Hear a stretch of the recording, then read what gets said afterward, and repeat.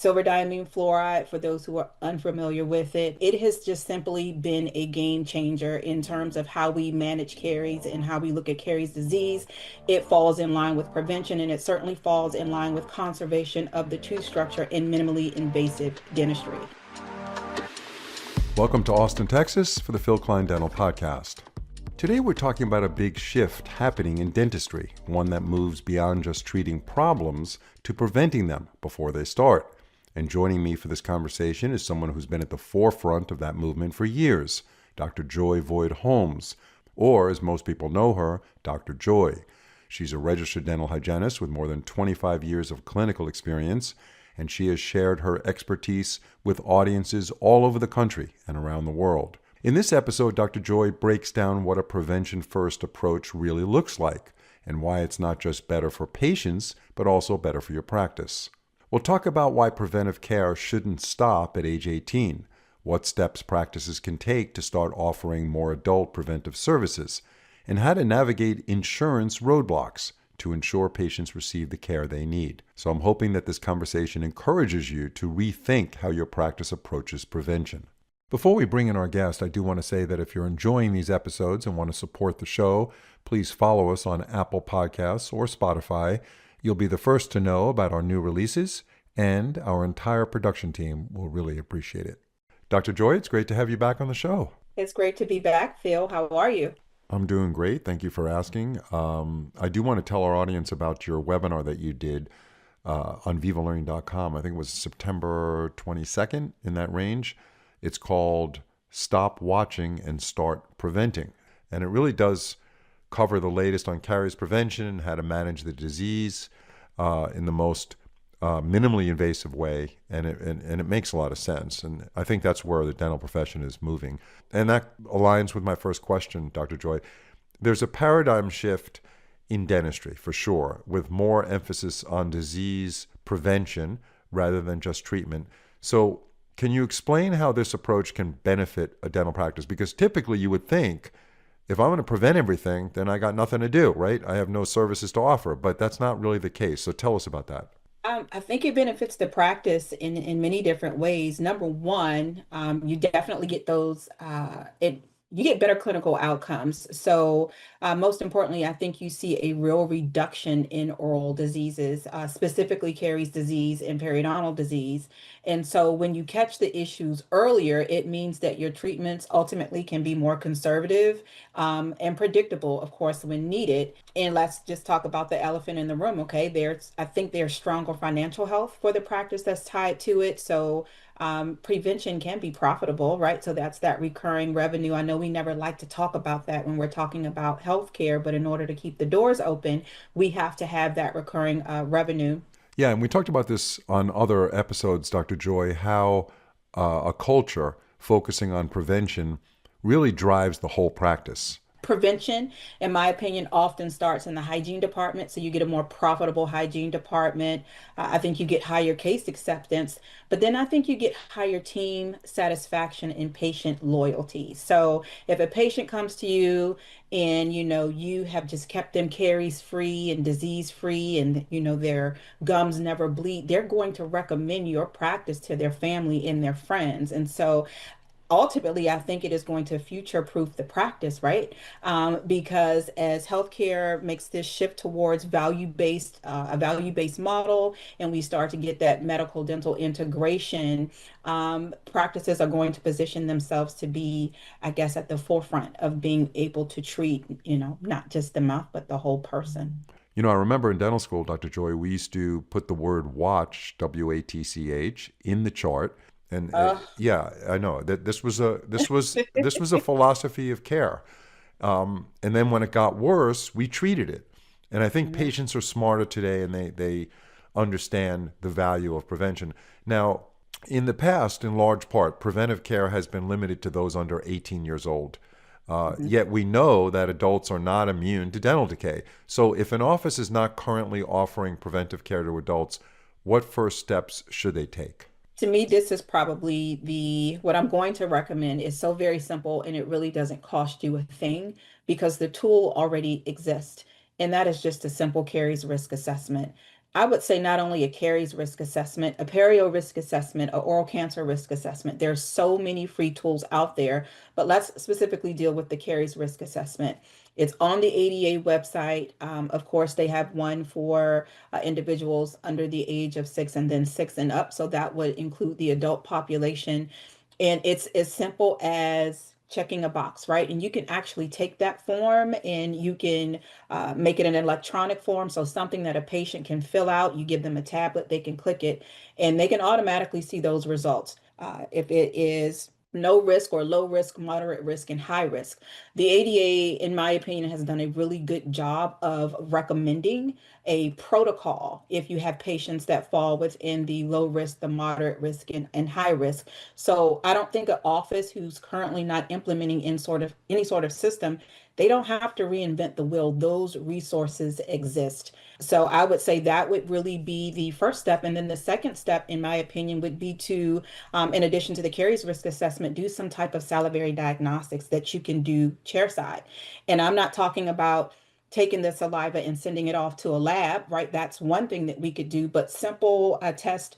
There's a company that offers a chairside test where you can simply test the consistency, you can test the pH, you can test the flow, and that will also give you some insight into what could be going on. So those are some very simple things that can be implemented without breaking the bank.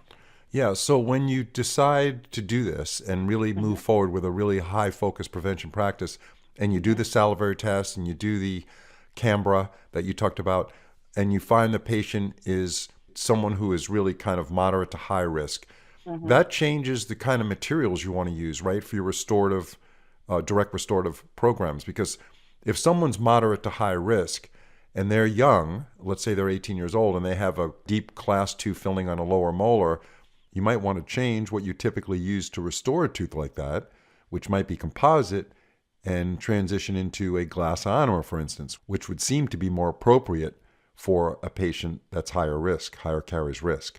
Absolutely. So I'm going to go back to the ADA again, and this is actually in the webinar. So I highly encourage you to go watch the webinar because they actually give you a graphic on how you should proceed with these patients. And when I viewed it, the one thing that caught my eye time and time again is the recommendation of silver diamine fluoride, right? Silver diamine fluoride, for those who are unfamiliar with it, it was first introduced in 2014. And I often say to myself, because I worked in nursing homes prior to having silver diamine fluoride, like what a difference I could have made for my geriatric patients who often suffered from caries. What a difference I could have made for them had I just had access to silver diamine But that was in fluoride. this So, that was in this country, 2014. I think it was used right. In internationally this country, for a long time. 2014, Right. So it 80 had years, 80 years before we got it, right. So right? it has a huge track record of success. Yeah. It does, in a wealth of evidence, a wealth of reputable evidence, and it has just simply been a game changer in terms of how we manage caries and how we look at caries disease. It falls in line with prevention, and it certainly falls in line with conservation of the tooth structure in minimally invasive dentistry. So, silver diamine fluoride, I've often said. Centrix has silver cents, and it is something that I believe that every single hygienist, every single dentist literally should have in the operatory within arm's reach. It changes the game. It really does. Just a lot of our adult patients, I find, are still very fearful of coming into the office. They have childhood traumatic experiences, especially I know my parents, where they often didn't receive anesthesia. So it's just the thought of having to get a needle or just, hearing the drill. Like I have sensitivities to drills. And so to be able to use silver diamine fluoride to arrest caries, there is a wealth of research ongoing about preventing caries disease. So I think it has just been such a game changer. And just the research is pointing in that direction, whether it's class one, two, three, we could go on and on.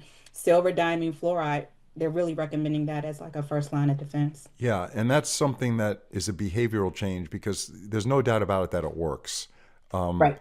what's the conversation with the patient when you decide that this patient is a high risk patient and it's best to use silver diamond fluoride in there, which means, it's so conservative in so many ways because, first Mhm. of all, you're leaving leathery dentin down there, which is a affected dentin. You don't even need to touch that, Right. which is amazing because you're staying away from the pulp.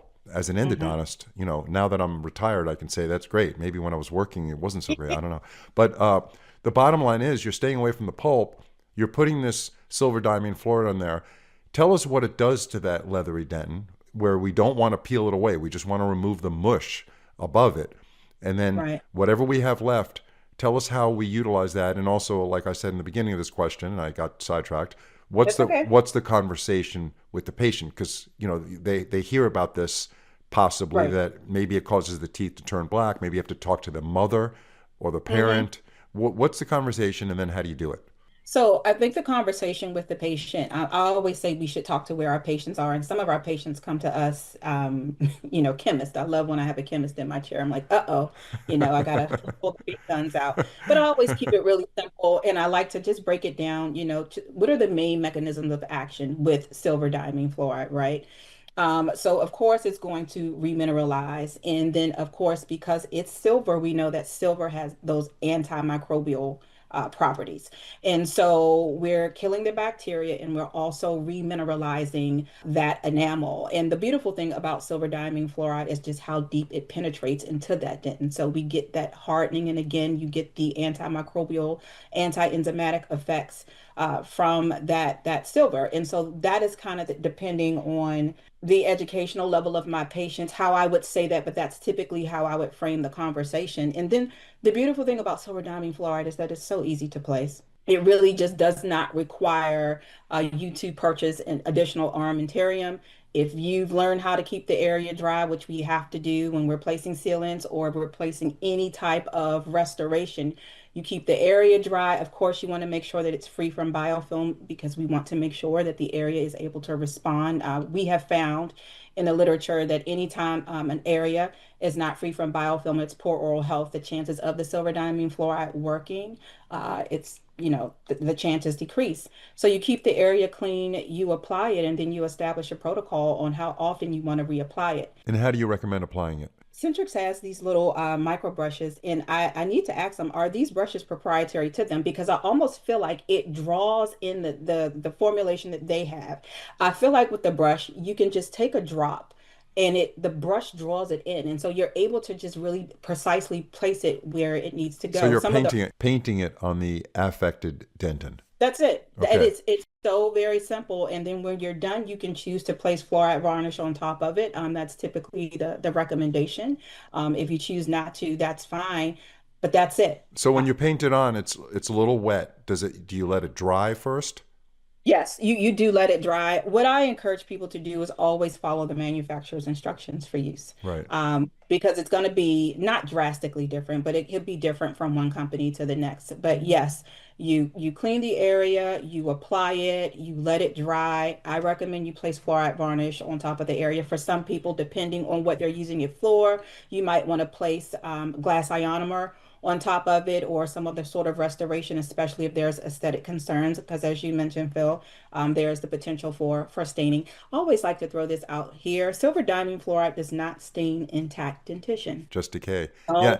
Only So decay. that's the Yeah. answer to the patient. I mean, if you ever hear that and they say, I turned that down from the last dentist because I didn't want my teeth to turn black. And Mhm. so you rather leave an active dark lesion than have a medicine kill all that bacteria and Mhm. turn darker, Mhm. indicating that's actually working. Would you rather not have me put this medicine on your tooth? And we're going to cover that darkness up anyway. And you can do that very successfully using glass ionomer. Is that something that you use routinely on top of SDF? So it depends. And so you talk to different pediatric dentists. Some will place a glass ionomer on top. It just depends on the location and the severity of the lesion. And again, that guide that we talked about earlier, and how to manage caries, the ADA has produced that. They actually provide recommendations. And so in some instances, they will recommend that you place a glass ionomer on top of it. And then in that instance, depending on the type of glass ionomer you're using, you may have to, if it's a with self-cure, then you won't, but you may have to light cure that glass ionomer if you're using some type of composite. And depending on what it is, you would have to light cure that as well. And then, of course, the fluoride varnish on top. But whatever you're using and whatever method, whatever the restoration, it is, I can tell you that it's simpler in less time and more affordable than the actual restoration, the typical fill and drill restoration. Yeah, and the key thing is that you're preserving valuable tooth structure in a situation where, Absolutely. especially in a young patient who's 15 years old and it's a lower molar, and they Right. have pretty bad decay there, and you know they're a high caries risk patient because you did the assessment that you just talked about, Hmm. and now they're high risk. By you putting in a composite in there, there's a high likelihood that they're going to come back with recurrent decay. Absolutely. So by using silver diamine fluoride deep into the cavity, you're not removing any tooth structure unnecessarily. You're just taking this really soft infected dentin out, and then you're using the silver diamine fluoride, which is incredibly antimicrobial. Yep. It darkens the lesion, showing that it's actually working. It remineralizes it, and then you put glass ionomer on top of that, which essentially fuses to tooth structure chemically, and helps to remineralize the hydroxyapatite as well, which is perfect for a high risk caries patient. And this could last for years as a very good restoration for that patient. Absolutely. I do want to touch on compensation, and I'm talking about third party payers, i.e., insurance companies. They can be a big roadblock when it comes to expanding preventive care to adults, right? Because they typically cover the kids. How do you overcome this challenge and ensure that our adult patients get the same high level of preventive care that we're providing to our patients that are under 18 years old? So I think the first thing that we need to do is help our patients understand how dental insurance works. And I co-present with Dr. William Pavelitz quite often, and he says it perfectly. It's not insurance, it's a dental benefit. And your dental benefit is there to assist with costs, but it doesn't, in most cases, it is not covering 100% of your treatment. So again, it's a benefit to assist with costs. It is not a permission slip for care. So we have to reframe how our patients view insurance. And so I like to use analogies. I love to use car analogies, and this is the perfect one. Like you buy a car, your insurance does not cover the cost of your oil change, rotating your tires, replacing your brakes, but you're going to get in that car, and if you go to the mechanic and the mechanic says it's $1,500 to get this car back up and running, you don't question it. So why is it that we question it when it comes to our own personal health? So when you start to get your patients to think of it like that, they're like, wow. So if you go to the doctor and you say, Doctor, I'm not feeling well, and the doctor says, well, you're at risk for this, but if you take this pill every day, or if we do this procedure, you won't be sick. You don't question it. So why, so I like to have those types of conversations with my patients. You have to reframe how they think about dental insurance. And the fact of the matter is that current dental insurance models reflect what we thought about dental insurance in 1960 when the cost of dentistry was significantly lower. We can't possibly expect, for it to be an apples and apples type conversation. Yeah, So, I mean, I do 2 shows a week on this program, and mhm. it seems like almost every week I talk about how little insurance companies are compensating, and that some of these dentists are just showing the patient their lab costs and say, "Listen, you want me to do a veneer, and you tell me you have dental insurance. Let me show you the last patient I just did a veneer on. Here's the lab fee. Your Mhm. insurance doesn't cover the lab fee." So I assume, Dr. Joy, that these kinds of challenges with insurance companies cross over to prevention procedures as well. They stop covering after a certain age. So they don't really, in my opinion, they stop covering for adults. And I feel as if that's where the greatest need is, because once you become an adult, you stop listening to your parents. You're now eating things, doing things, That's your true. behaviors, right? Yeah, So that's you're true. more at risk for multiple things. And so I find it interesting that some insurances will actually cover sealants for adults where others stop at the age of 14, or they won't cover a fluoride treatment. And I'm thinking, are you kidding me? Where did insurance company get the notion that adults are no longer at risk for caries? Maybe not occlusal caries, but certainly root caries or, interproximal caries. But So wouldn't it benefit them in the long run financially to cover the prevention procedures that you're talking about so that they don't It, get this kind? I mean, they're going to have to end up paying for the actual restorative work if they don't cover it. So to me, it makes no sense. You need to it, be a consultant for them. You need to set up a company, Dr. Joy, and start consulting for these crazy insurance companies that are I wish living. I could. They're living I in the wish. 1960s. Yeah. Yeah, Um, it's a conspiracy. I don't know what the conspiracy is because to your point, it just doesn't make sense. You are spending more money in the long run, and maybe more people would sign up for your insurance if you would just actually do the right thing and cover preventative Yeah, procedures. I don't. yeah. So let's go back to what you do in your office every day. You're a registered dental hygienist. I Um, am. and tell us how an office could expand the prevention services that they could be offering their patients, which is, as we mentioned earlier in the program, how what a great practice builder it is. So although I don't practice full time anymore, what I will say and what was effective for me when I did is that you have got to educate that new patient appointment. When I really when it clicked for me is when I really took the time to talk to my patients and educate them. Long before I opened the mouth, I would sit them down. I'm going to age myself. This is when they had the little Casey educational system, and there were three videos that I consistently played for my patient. It was one on why we took a full set of x-rays. There was one on probing, like what to expect and what the numbers meant. And it was one on this, the new patient visit.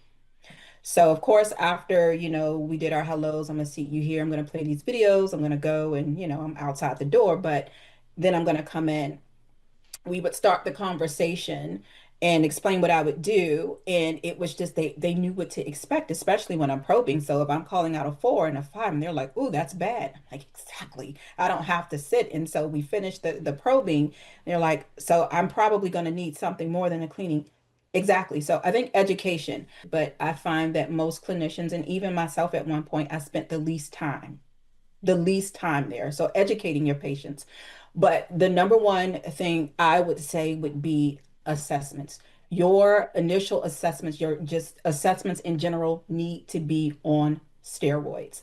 Most people are not doing a caries risk assessment. Most people are not doing a comprehensive perio assessment. Most people are not doing a thorough medical history. The medical history sometimes has all the answers that you need because if you get what you need from the medical history, you can then now ask the follow-up questions or the qualifying questions to pull out that additional information. When you're able to have that thorough medical history, you can now begin to make the oral systemic connection for your patient. So it makes subsequent conversations much easier to have. So which I would which say, leads to very high case acceptance. absolutely. Yeah, Absolutely. yeah. And So then I would say that word would of mouth, be hard. they're saying this office is I've never experienced this before in my life. I've been to dentists for decades and I'm an adult and here this hygienist was really trying to go deep into my history and look at the root cause of what's causing me to have these issues where no matter what I do at home or whatever I'm doing, it's just not working. And you're kind of partnering with the patient, right? It's Yeah. you and the patient together working towards a goal, and that is really a great practice builder. So what do you attribute to the fact that dentists are not doing the assessment, the camera, and doing the other phases, like a thorough medical history where they can really put things together and say, here's where we need to go with you as far as the right track, as far as getting your mouth back healthy. Why are they not doing that? Like, what are they doing then? They're just starting in with treatment before they really know That's it. every That patient's that the same. It's that kind of every, concept. every patient is the same. It's not patient-centered care. Time, they're thinking, well, oh my gosh, I have to meet production. I have to meet my production goal. And the way that I'm going to do that is to schedule more patients, not realizing that your patients here, your existing patients are still full of disease. And if you would just take the time to thoroughly assess your existing patient base, you're going to find that what you need is there. And in addition to that, you're able to help those patients. When we first graduate, well, maybe I shouldn't say me. I really focused on just getting fast, getting my speed up, perfecting my technique, and then, it becomes habit. you're going from one patient to the next, to the next, to the next. And I felt like we learned about the oral systemic connection, but not the way it was nowhere near what we talk about now. So, I went back to teach and I'm like, I remember four diseases we talked about. Now it's 15 to 16. And then the way that we talk about biofilm and the way that we talk about caries disease. So when I went to school, caries disease, I thought, oh, strep mutans. That's what it is. And now no, caries disease and biofilm. And okay, now I have to look at biofilm differently. So I think that in dentistry, we get stuck in our ways. We don't like to change, especially if things have been working. So it's going to require for us to shift our mindset And as what well. did that for you? How did you get out of the routine of treating every patient the same and saying, okay, I see Mrs. Jones sitting in the chair. Here's my formulary that I need to apply to Mrs. Jones. She goes up, she pays the front desk, she gets scheduled for another appointment, and she's Mhm. Mrs. Jones has been doing this her whole life, and she's still Right. in that cycle of dental care. And but the problem is not really getting solved. How did you move beyond that? I think for me, I went to work for a dentist who had never had a hygienist before, so I got to just do it my way. And after the first two or three patients where I was just, because it's not like I had a booked schedule, right? So I'm like, oh, I can take my time. And, I'm like, wow, it worked for this patient. Well, let me try this method again. And then it worked for the second patient and the third patient. And for me, that's when the light bulb went off. But I was 10 years into my career before that happened. So by no means am I passing any judgment. It just takes time for certain people, but I also feel like we know a little bit more now. And standards of care are different. I know ADHA just came out with an updated standard of care. So if you're looking for a new playbook, if you will, it's there for you. The resources are there for us where in protocols, there's so many protocols, free protocols, workflows in place where you don't have to go out and recreate the wheel. You just have to have an open mind and be willing. So when you became the only hygienist in the practice that you were just talking about, you took more time with the patient, which some dentists would say, well, that's eating away at production time. But in reality, by you taking more time with the patient, you actually grew the revenue of the practice. Tell us how you did that. Because you're able to actually identify other things. Sometimes it's simple as, if you really take the time to do a thorough assessment, you realize that, hey, this person is not just a full mouth debridement and I'm going to bring them back in a couple weeks for a fine scale. Like, no, actually, they need surgical periodontal therapy. We need to bring them in and we need to treat the quadrants. And oh my gosh, there's some sensitivity here and they could benefit from some irrigation and they really could benefit from a 3 to 4 month recare plan. And oh, they're high caries risk. And so while we're doing this, let me recommend this product because some products are designed to treat the periodontal disease and the caries disease simultaneously. So I think that's how it can translate. And then for me, I know my codes. And so sometimes you're just coding for the wrong thing. Read the title of it, but I'm like, no, read the actual description. And then sometimes you'll realize that you're just not even coding for what you do. So And and that's and the definitely bottom how line I is you're doing the right thing for the patient. There's no question about it. correct, You're helping the correct. patient in a much more medically focused way where that oral systemic connection is being considered and the patient is benefiting health wise. They feel like they're under the care of someone who really cares about them, and you're not looking at them as another patient.